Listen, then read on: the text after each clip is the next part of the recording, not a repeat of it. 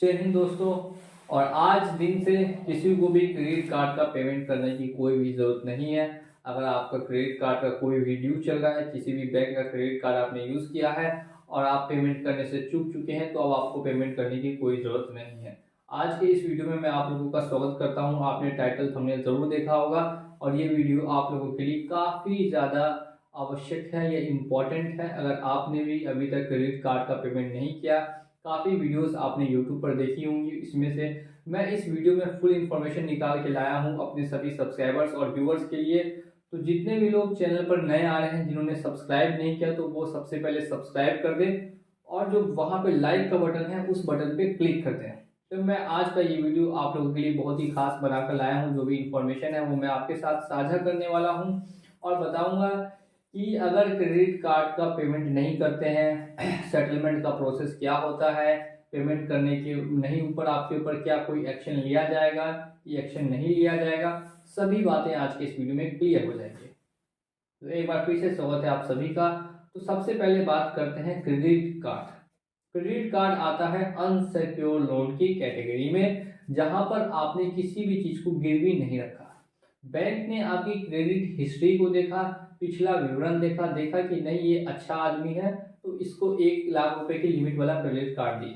अब वो अच्छे से यूज कर रहा है तो उसको फिर 2 लाख उसकी लिमिट कर दी जाएगी। ऐसा करके क्रेडिट कार्ड सबको दिया जाता है, हर कोई यूज करता है। मैं एग्जांपल के साथ समझाना चाहूंगा। जैसे किसी आदमी ने क्रेडिट कार्ड का पास उसका 2 लाख का लिमिट है, वो उसने 2 के 2 लाख रुपए यूज कर लिए। अब अगले महीने उसकी जो डेट है उस पर उसको जमा करना है। अब वो जमा करने में फेल कर गया, तो अब उसके पास क्या ऑप्शन है? दो ही ऑप्शन बचते हैं। सबसे पहले तो वो थोड़ा सा टाइम ले ले, या फिर दूसरा है कि उसको ईएमआई बनवा दे। अगर टाइम लेके पेमेंट करना चाहता है तो उसके लिए भी बैंक से कांटेक्ट करना पड़ेगा और बोलना पड़ेगा कि कितना समय चाहिए, उसके बाद पेमेंट होगा। और दूसरा ऑप्शन है कि ईएमआई बनवा दे। ईएमआई बनवाने में भी अगर वो ईएमआई डिफॉल्ट करता है तो उसके बाद जो अमाउंट है उसको फिर पूरा का पूरा उसको भरना पड़ेगा। तो हमेशा याद रखें कि अगर पैसा आपके पास है तो ज़रूर दे दे, और अगर नहीं है तो फिर मेरी बातों को ध्यान से सुनते रहे और साथ साथ में फॉलो करते रहे। देखिए, आपको मिला है एक तरीके का अनसिक्योर लोन, जिसमें आपने किसी भी अपने प्रॉपर्टी को मॉर्गेज नहीं रखा, ये गिरवी नहीं रखा। सिर्फ आधार और पैन के बेसिस पे ये मिला हुआ लोन अगर आप वापस नहीं चुका पाते हैं तो फिर किसी तरीके की बैंक, मैं बताता हूँ, सबसे पहले तो कॉल करेंगे। कॉल करके आपको थोड़ा थोड़ा करके परेशान करेंगे कि आपका जो भी पैसा है वो जल्द से जल्द आप पेमेंट कर दें, और ना करने पे वो आपके ऊपर स्ट्रिक्ट से स्ट्रिक्ट एक्शन लेने की कोशिश करेंगे। अब देखिए, यहाँ पे दूसरा जो केस बनेगा वो बनेगा नोटिस का। ये कोई केस नहीं बनेगा, मतलब दूसरी जो चीज होगी वो नोटिस होगी। नोटिस ही आपको फिर सेंड करेंगे। आपको कॉल पे आपने नहीं उनकी बातें मानी तो वो अब आपके घर नोटिस भेजेंगे। ये 1 notice, 2 notice, 3 notice, final notice, legal notice, last notice, ऐसे करके आपको 10 नोटिस भेजे जाएंगे आपके घर पे, आपके व्हाट्सएप पे, आपके मेल पर। अब इन नोटिस का क्या जवाब आपको देना है? देखिए, तो सिंपल और सादी लैंग्वेज में बताऊं तो अगर आपको पेमेंट नहीं करना है तो बैंक को आप बता दीजिए कि आपके पास अभी स्थिति खराब है, फाइनेंशियल सिचुएशन खराब है, या फिर हेल्थ की कंडीशन खराब है। जो आपको समस्या है वो बता दीजिए कि ये समस्या आ रही है, मैं 2 लाख रुपया जमा इस टाइम नहीं कर सकता, मतलब नहीं कर सकता। मिनिमम 6 महीने चाहिए ताकि मैं इस सिचुएशन से रिकवर कर सकूं, और रिकवर करने के बाद आपका जो भी लोन है उसको क्लोज कर सकूं।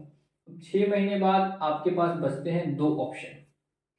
सबसे पहला ऑप्शन होता है फुल पेमेंट क्लोज करने का, दूसरा ऑप्शन होता है सेटलमेंट करने का, और तीसरा ऑप्शन भी है कि अगर आपने दोनों में से कोई ऑप्शन नहीं चूज किया, आपने पेमेंट किया ही नहीं। ठीक है, तो मैं तीनों के बारे में डिस्कस करने वाला हूँ। तो देखिए, पहला ऑप्शन है फुल पेमेंट का, जो अगर आप करते हैं तब तो लोन आपका आसानी से क्लोज हो जाएगा। दूसरा ऑप्शन यहाँ पे आता है सेटलमेंट करने का। अब सेटलमेंट क्या है और इसका क्या प्रोसेस है? तो सेटलमेंट में मेनली आपको क्या बैंक ऑफर करती है? डिस्काउंट। बैंक आपको ज़्यादा से ज़्यादा छूट देती है और सोचती है कि जो थोड़ा बहुत भी पैसा ये दे सकता है इसे हम लोग वसूली कर ले। तो 20%, 25%, 30%, यानी 2 लाख रुपए लिए हैं तो 50,000, 40,000 या 45,000 रुपये पे लोन को क्लोज कर देंगे। एक बार लोन क्लोज हो जाएगा तो आपका लोन सेटल हो गया। अब यहाँ पे बैंक आपको परेशान नहीं करेगा, लेकिन फिर दोबारा कभी लोन भी नहीं देगा। फिर से मैं एक बार रिपीट कर रहा हूँ, बैंक आपको कभी परेशान नहीं करेगा, लेकिन दोबारा भी लोन कभी नहीं देगा। अगर आपने लोन का किया सेटलमेंट तब। अब इसमें दूसरा प्रोसेस क्या आता है, तो ये आपने, मैंने 2 प्रोसेस बताया, तीसरा है कि आपने दोनों में से किसी को चूज नहीं किया और 1 रुपया भी नहीं दिया, 2 लाख का 2 लाख ड्यू रखा। तो ऐसे में क्या होता है कि बैंक वाले जो है आपका अकाउंट एनपीए में डाल देते हैं, नॉन परफॉर्मिंग एसेट्स, और उसके कुछ महीनों या सालों बाद फिर उसको रिटर्न ऑफ कर देंगे, राइट ऑफ कर देंगे, ताकि उनका जो भी खाता है वो हमेशा मेंटेन बना रहे। तो अब आपका लोन राइट ऑफ हो गया, तो राइट ऑफ होने के बाद भी बैंक उस पैसे को रिकवर कर सकता है, बैंक उस पैसे को रिकवर करने की कोशिश करता है। लाखों करोड़ रुपए हर साल राइट ऑफ किए जाते हैं, खास करके बिजनेसमैन के और जितने भी बड़े बड़े उद्योगपति हैं उन सभी के। और मैं आपको बता दूं तो इसमें आपने का भी अगर लोन राइट ऑफ हो गया है या हो जाता है तो ऐसा नहीं समझिए कि बैंक फिर दोबारा रिकवरी नहीं कर सकता। अगर वो चाहेगा तो रिकवरी कर भी सकता है, यानी कि बैंक यहाँ पे कशमकश में है कि आपको परेशान कर भी सकता है और नहीं भी कर सकता है। तो वो डिपेंड करता है बैंक के ऊपर। तो अगर आपने कोई भी पैसा नहीं दिया तो राइट ऑफ तो आपका लोन दिखा देगा, दोबारा कभी लोन नहीं मिलेगा, आपके सिविल में ये रिपोर्ट जाएगी, और अगर आप सिविल में एक बार रिपोर्ट चली गई तो आपको पता है कि लोन फिर दोबारा कोई कंपनी किसी को देना नहीं चाहती, क्योंकि जानती है कि इसका पहले से हिस्ट्री अच्छा नहीं है। तो पर्सनल लोन और कोई किसी और तरीके का लोन लेने जाएगा तो वहाँ पे फिर उसमें आपको प्रॉब्लम आएगी, वो लोन आपको नहीं दिया जाएगा। तो ये एक समस्या आपके साथ हमेशा बनी रहेगी अगर आप एक भी रुपया नहीं देते हैं तब। अब बात करते हैं कि पैसे देने चाहिए कि पैसे नहीं देने चाहिए। देखिए, वो डिपेंड करती है लोगों के फाइनेंशियल सिचुएशन पे अभी क्या चल रही है। अगर सिचुएशन काफ़ी ज़्यादा ख़राब है और आप ये सोच रहे हैं कि कहीं और से कर्जा उठा के इनका पैसा भरे, तो ऐसा कभी भूल से भी मत कीजिएगा। मेरी बात को याद रखिएगा, ऐसा कभी भूल से भी मत कीजिएगा। दूसरी सिचुएशन ये है कि कुछ समय के लिए सिचुएशन खराब है लेकिन आगे चल के सब कुछ ठीक होने वाला है, तो ऐसे में थोड़ा सा वेट कर लीजिए, इंतज़ार कर लीजिए, और उसके बाद जब सब ठीक होता है, आपको जो समझ में सही लगता है, मैंने सारे ऑप्शंस आपके सामने खुल के बता दिए हैं। इसी बात पे वीडियो को एक बार लाइक कर दीजिए, और अगर चैनल पे नए हैं तो चैनल को सब्सक्राइब कर दीजिए। ऐसी वीडियो आपको यूट्यूब पे दोबारा कहीं भी नहीं मिलेगी, जहाँ पर सभी ऑप्शंस मैंने आपको खुलेआम बताए हैं कि क्या क्या आपके पास उपलब्ध है और क्या क्या आप कर सकते हैं और क्या क्या नहीं कर सकते हैं।